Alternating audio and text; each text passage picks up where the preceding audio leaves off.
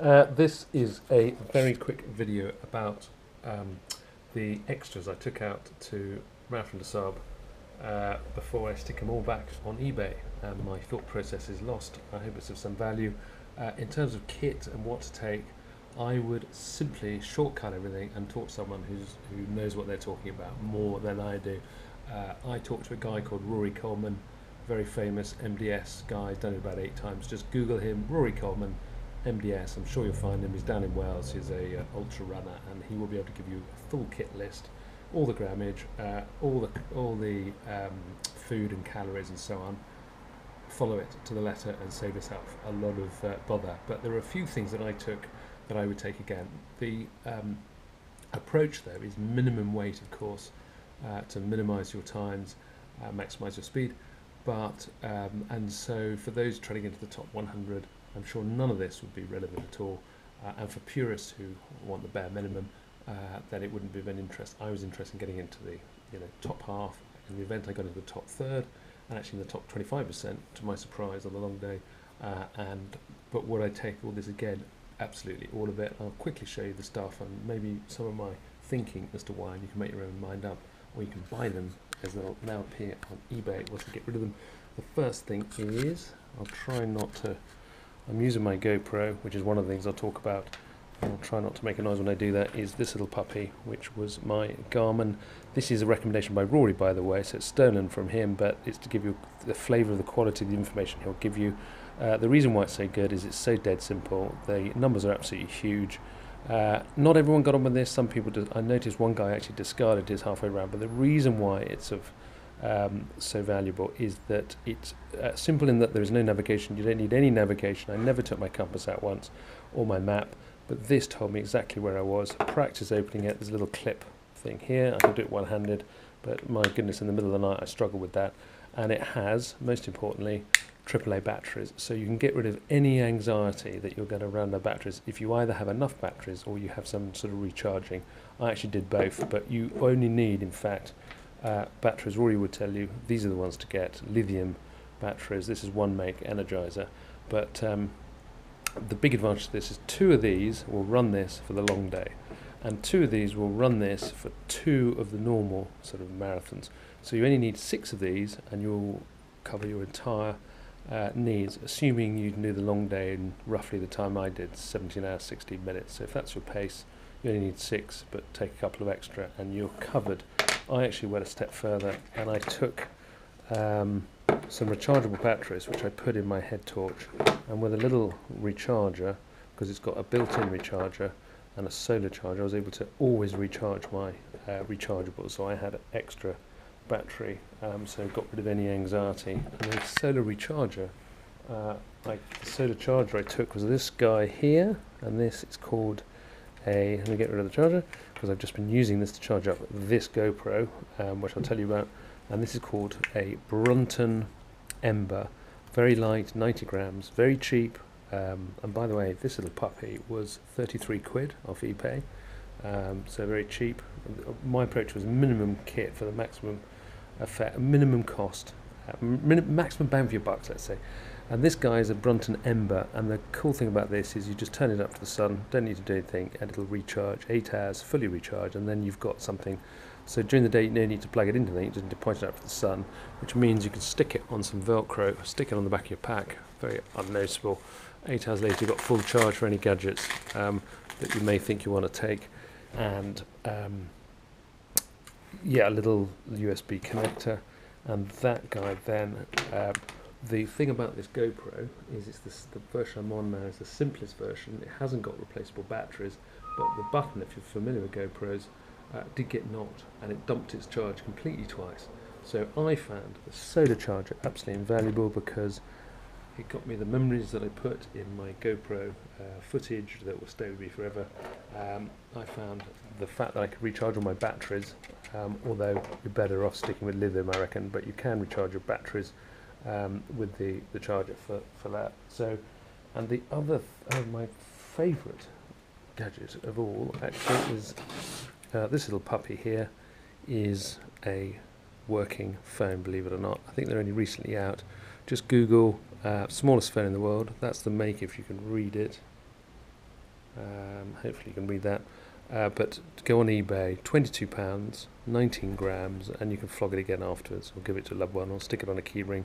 And at the very last minute, I just swapped my SIM cards, copied some numbers across onto my SIM cards, and put that in. Very bad reception out there, but there were 2 occasions in 2 camps where I could actually get reception. So I'm not saying you can get reception, but it did mean that instead of standing in a queue for an hour with trashed feet in baking heat, I was able to wander off into the sand dunes and have a lovely, clear conversation. It does come with a clip that sits on it, but the clip reduced the quality so terribly I discard that and I just stick with this little puppy here. What else did I take? I took one of these guys, I'm sure that's an obvious one, a little shuffle. But the thing about the 4th generation is you used to not be able to play sequential tunes, but the 4th generation has got a middle setting and a button here, and the key thing about that button is it announces all the different albums or tracks on there, and I was able to load that up with audiobooks from audible.co.uk, and I thought I'd use it actually out in the desert, but in the event I used it extensively in the tent, because at night everyone switches their lights off not to keep everyone awake, and I couldn't sleep quite often, and I had hours and hours of stories just losing myself. So I found that at 19 grams, wherever it is, wonderful. And what else would I take? I would take a little pillow.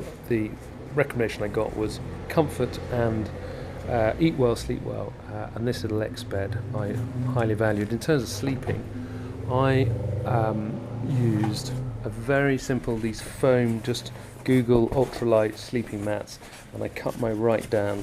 So this, to give you some idea, was well, I mean it's almost too much, but covers your chest and your lower part of your body, and I found that perfectly comfortable to sleep on. The great advantage is it folds up into that shape. I cut it into that shape, and it slides on the inside of my pack and adds, I won't do it one-handed, but it adds more padding here, which meant that my back didn't get rubbed because I had some extra padding. 2 out of 4 people in our tent had blow-up ones, and they all got punctures because there's lots of thorns, so they were useless, and this was far better in my view, and it was only 15 quid, and it's about 40 grams, so I would definitely sleep on one of those again. What else? I'd probably take one of these. This is just a luggage weighing thing, because on the very first night you have all your kit with you, and you're able to weigh the decisions you're making with this stuff into your pack.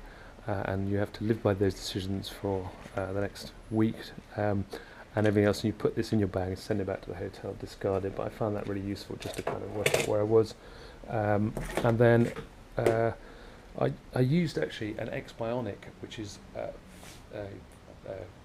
close fitting shirt, because that actually helped me with the rubs, and that was a tip I had, because you may want to go very lightweight and very loose, but actually the X-Bionic trick dealt with my temperature control, which I thought I would struggle with, and also I didn't have any rubs from the backpack. And then the long sleeve one, I just got one of these OMM, I think. I'll open it up in a second. Where is it? Let's find the make. I'm sure it's smock, terribly lightweight. Yeah, there we go, OMM, and I was never cold, actually. I'm not saying that you won't be cold if you're skinny. I wasn't terribly skinny. But in the sleeping bag that Rory would recommend, this and my X-Bionic, I was never cold. So that was minimising some weight. And the penultimate thing, I mean, the theory is you can just cut down the water bottles and use the bottom half as a cup. But when you first come into camp, you don't always have those. So I actually found this was useful. It's 30 grams, I think, so depends what you... but can't do it one-handed, but this flips up. It's a foldable cup, and I found that really useful, particularly for the rehydration powders I was using, which is one of the more desirable things to drink after a long day. Waldo, what's the make? Folder cup. I just found that useful, but discretionary. And the very last thing I took, because I had an injury ankle, I took one of these guys, which is 169 grams, I think. Where is it? It's four piece, there we go, 169 grams, 4 piece, only 34 quid. Where's the make? Phison Compact 4. I tried with 2 poles, but I think they slow you down. My own view is that a single pole speeds you up because you've got stability on the way down, you've got a third foot. If you've got any upper body strength, it helps you get up. The sand dunes when you're normally slipping back, and you get around tricky surfaces. There were 2 or 3 people who said to me they wish they'd taken one pole. So would I take it again? Yes. Look, it's 34 quid. If you don't get on with it, just chuck it like any of this stuff.